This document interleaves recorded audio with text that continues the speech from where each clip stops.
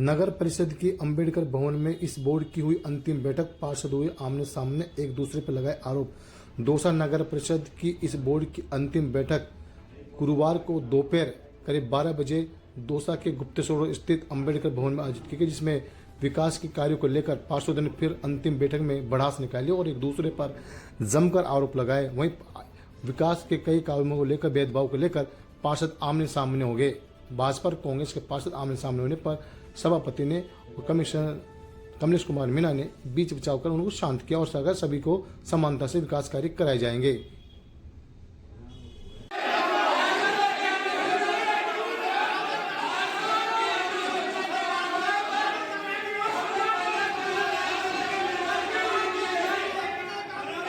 आज हुई थी, काफी लोगों की गहमागहमी रही विकास को लेकर। अंतिम इस बोर्ड की अंतिम बैठक, आज की जो बैठक थी ये सभी पार्षद महोदय ने सभापति महोदय को लिख करके दिया था। उसके आधार पर हमने इसको बैठक बुलाई गई थी। इस बैठक में जैसे विकास कार्यों को लेकर के और लाइट को लेकर के सभी माननीय पार्षद महोदयों ने समस्याएं उठाई थी।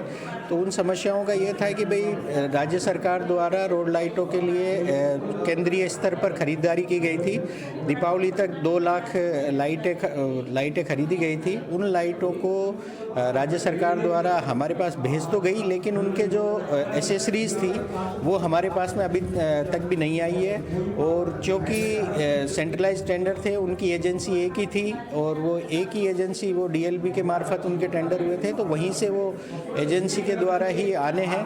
तो हम माननीय पार्षद महोदयों की बात को रखते हुए डीएलबी में इसके लिए पत्र प्रेषित कर देंगे कि भाई अतिशीघ्र रोड लाइटों को लगाए जाने की कार्रवाई की जाए। बिल्कुल, आज कुछ हमने मीटिंग में 3 बिंदु रखे थे। एजेंडा बिंदु हमारे 3 थे। उसमें एक सफाई पर चर्चा थी, एक लाइट पर थी और एक निर्माण कार्य को लेकर के चर्चा की गई थी।